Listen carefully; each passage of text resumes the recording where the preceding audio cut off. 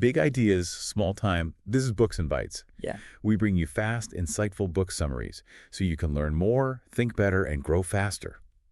Today, we're taking a deep dive into The Conference of the Birds by Farid Attar. Okay. It's a 12th century Sufi poem. Yeah. And you might be surprised by how relevant it still feels today. Oh, absolutely. It's a fascinating work, even though it's filled with symbolism and allegory. Right. It speaks to something universal. Yeah. Human search for meaning and truth. It's not your typical straightforward narrative. We have this flock of birds. Yeah. And each one represents a different human flaw, embarking on this epic quest to find the legendary Simurgh. And that right there, the simurgh, is key. Yeah. In Persian mythology, the simurgh is this mythical bird, often associated with divinity or ultimate wisdom. Okay. In Attar's poem, it represents that which we are all ultimately seeking, whether we realize it or not: truth, enlightenment, connection to something greater than ourselves. So these birds, each with their own baggage, so to speak, decide they need to find the Simurgh. But it's not like booking a flight. This is a quest with a capital Q. Sure. What are some of the flaws these birds represent? I'm curious to see if our listener recognizes themselves in any of these characters. There's the nightingale, completely enamored by romantic love, unable to see beyond that intense but often fleeting emotion. Okay. Then you have the hoopoe, who is often seen as the most rational and knowledgeable, but can get caught up in intellectual pride. The peacock, fixated on appearances and external validation, is another relatable one. Oh, absolutely. The peacock is all about showing off those feathers. Yes. Completely missing the deeper meaning beneath the surface. And we can't forget the owl, obsessed with hoarding wealth and possessions, never feeling truly satisfied. It's like Attar is holding up a mirror to human nature, isn't it? He is. He's showing us these flaws, not to judge us, but to help us recognize them within ourselves. Precisely. Yeah. And the beauty of the Conference of the Birds is that it doesn't just present these flaws. Right. It takes us on a journey of transformation through the 7 valleys. Okay. These valleys represent different stages of spiritual growth, each with its own unique challenges and lessons. So these birds, each embodying a relatable human flaw, embark on this journey that mirrors our own quest for spiritual growth. Right. And this journey takes them through the 7 valleys. Could you elaborate on what these valleys represent and what challenges the birds face within them? Of course. The journey begins in the Valley of the Quest, Okay. where the birds have to first acknowledge their yearning for something more, for truth. Right. It's about recognizing that inner longing and setting out on the path, even if you don't know exactly where it will lead. That first step is crucial. Yes. Acknowledging that there's something more, something beyond our everyday worries and distractions. Right. It's like waking up to the possibility of a deeper reality. Yeah. What comes next? Then we move into the Valley of Love. Okay. And as you might have guessed, it's not the romantic love that the nightingale clings to. This is a love that consumes the self, burning away the ego and redirecting that passionate energy toward the divine. It's about transcending the limitations of the self and experiencing a love that is all-encompassing. That sounds intense. It's not about fluffy feelings, but a burning away of everything that separates us from a deeper connection. Right. So we've got yearning, intense love. Yeah. What's the next valley? Next, we come to the Valley of Knowledge, where the birds, and by extension, we as readers, are challenged to move beyond the limitations of intellect. Okay. It suggests that true understanding of the divine isn't achieved through logic or accumulating facts, but through direct experience, through a knowing that goes beyond the rational mind. So it's not about being a know-it-all, but about recognizing that true wisdom comes from a deeper place. Yeah. More intuitive understanding. And that must be quite a shift for the Hoopoe, who's so focused on knowledge and reason. Right. What valley awaits them after this intellectual shift? After the Valley of Knowledge, the birds enter the Valley of Detachment, where they must learn to let go of all worldly attachments, possessions, status, comfort. Right. This valley challenges our tendency to cling to those things we believe bring us security or happiness. Yeah. It suggests that true freedom comes from releasing those attachments and realizing that true fulfillment lies within. This is a tough one, isn't it? It is. We all have things we cling to, whether it's material possessions, approval from others, or even certain ideas about ourselves. Letting go of those things can feel scary, but it's also liberating. What's the next stage in this transformative journey? The Valley of Unity follows detachment. Okay. This is where the birds begin to grasp the interconnectedness of all things. They start to see beyond the illusion of separation Right. and recognize that they are part of a greater whole. Yeah. Ultimately connected to the divine. This one's getting deep. So they're moving beyond their individual egos. Yes. Their limited perspectives. Right. And starting to see the bigger picture, the unity that underlies everything. What comes after this profound realization? Well, after experiencing a sense of unity, the birds find themselves in the Valley of Bewilderment. Okay. And it's just, as the name suggests, a place of confusion and uncertainty. Right. Here, everything they thought they knew is turned upside down. Mm-hmm. Logic and reason fail them, Yeah. and they're left in a state of profound disorientation. That sounds almost terrifying. It can be. Why would bewilderment be a necessary part of the journey? It's about surrendering to the mystery of existence, letting go of our need to understand everything. Okay. The Valley of Bewilderment forces the birds and us Yeah. to confront the limits of our perception and embrace the unknown. So it's about letting go of control, Yes. accepting that there are things we simply can't grasp with our limited human minds. It's a humbling experience, for sure. It is. And what's the final valley these birds must face? The final and perhaps most challenging valley is the Valley of Annihilation.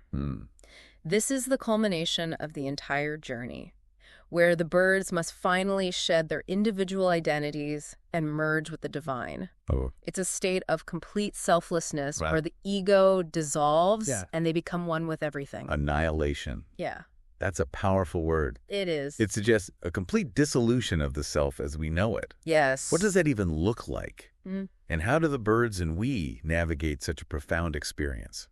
That is a question we will delve into further as we continue to unpack this incredible journey in part 2 of our deep dive.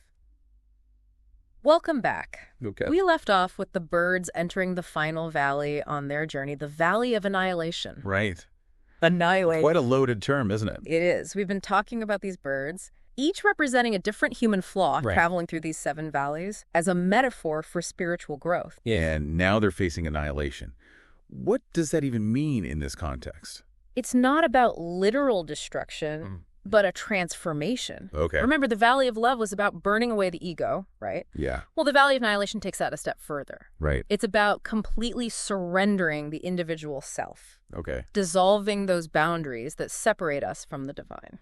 So it's not about ceasing to exist, No. but about merging with something larger than ourselves. Exactly. But how did the birds get to this point of annihilation? What happens in this final valley? Remember how the Valley of Bewilderment challenged them to let go of their need for certainty and understanding? Yeah. Well, in the Valley of Annihilation, they take that surrender to a whole new level. Okay. They release all attachments, even the attachment to their own individual identities. Okay. It's a state of complete selflessness, Yeah. of pure being. It's a radical concept, isn't it?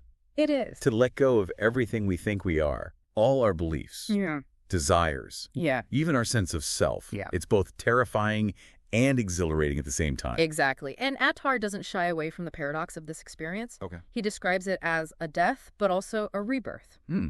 The birds, having shed their former selves, emerge transformed. So they've gone through all these valleys, facing their flaws, confronting their deepest fears, Right. surrendering to the unknown.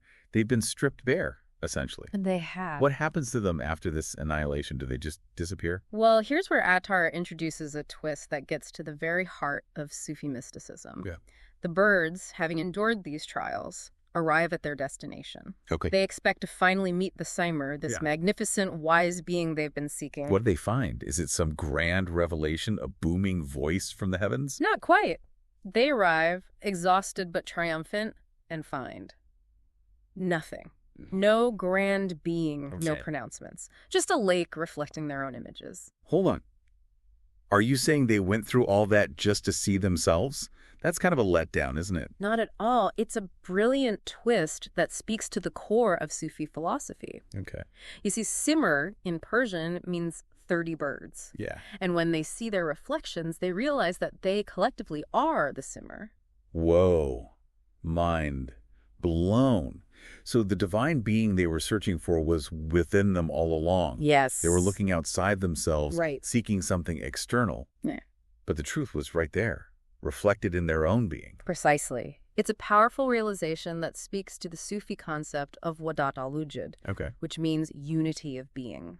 Mm. This idea suggests that God isn't separate from creation, Yeah. but rather exists within everything, Yeah. including us. That reframes the entire journey, doesn't it? It wasn't about finding something external, No. but about discovering the divine spark within themselves. All the challenges, the shedding of the ego, the bewilderment and the annihilation, it was all leading them back to themselves, to the realization of their true nature. Exactly. The journey, with all its trials and tribulations, was a process of purification, Yes. of stripping away everything that prevents us from recognizing our true nature. It's like they had to lose themselves to truly find themselves, right? Yes. And that's a profound paradox that lies at the heart of spiritual growth. It is. The Conference of the Birds isn't just a story. Right. It's a mirror reflecting our own potential for transformation. It makes those 7 valleys even more meaningful. It does. Each one was a step toward this ultimate realization. But it still feels a bit abstract. How does this translate to our lives? That's an excellent question. We're all on a journey of self-discovery, whether we realize it or not. Right. We face our own valleys in life. Yeah. Challenges, setbacks, moments of doubt and confusion. Right. It's through those experiences that we grow, learn, and come closer to understanding who we truly are. So the Simurgh isn't a literal bird on a mountaintop, No. but a symbol of our own potential, our own inner divinity, waiting to be discovered.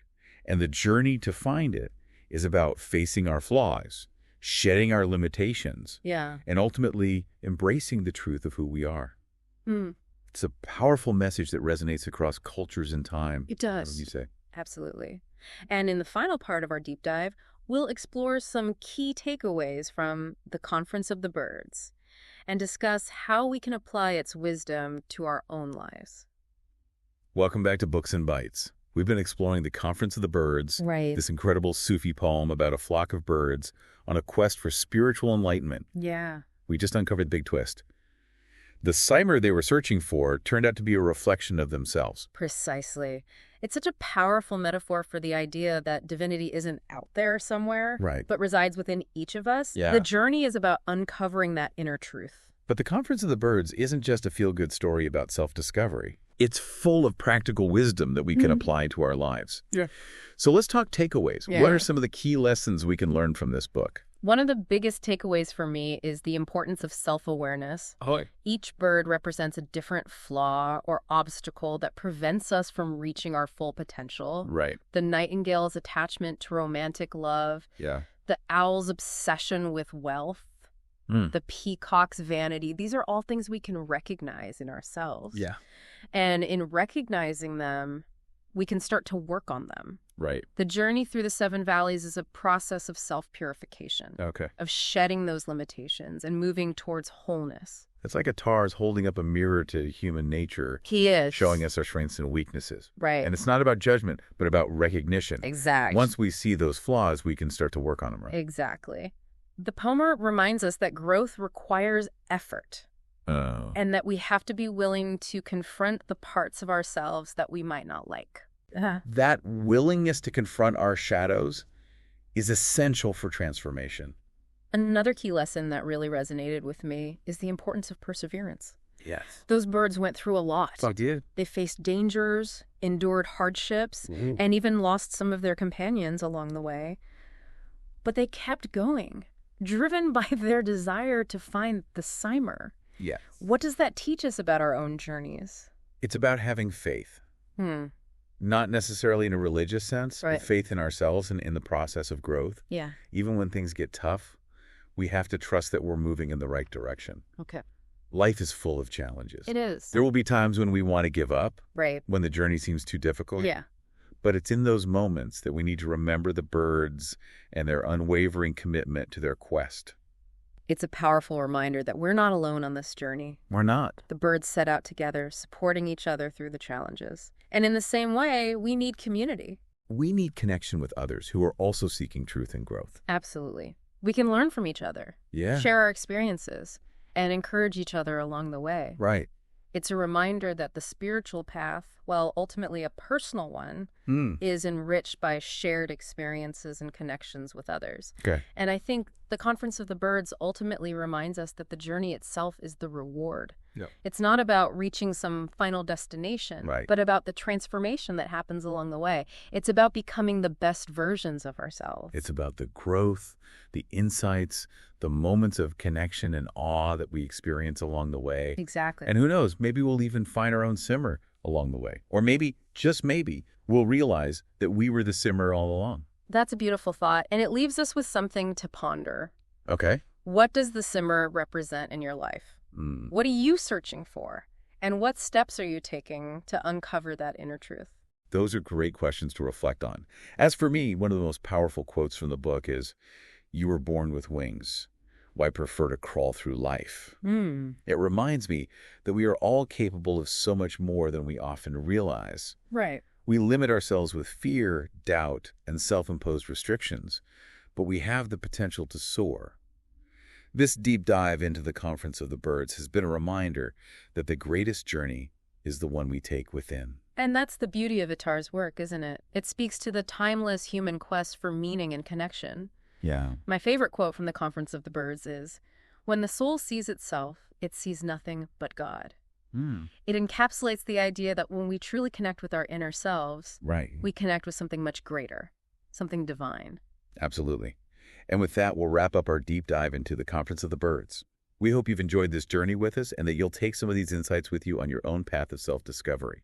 Until next time, keep seeking, keep growing, and keep soaring. Farewell.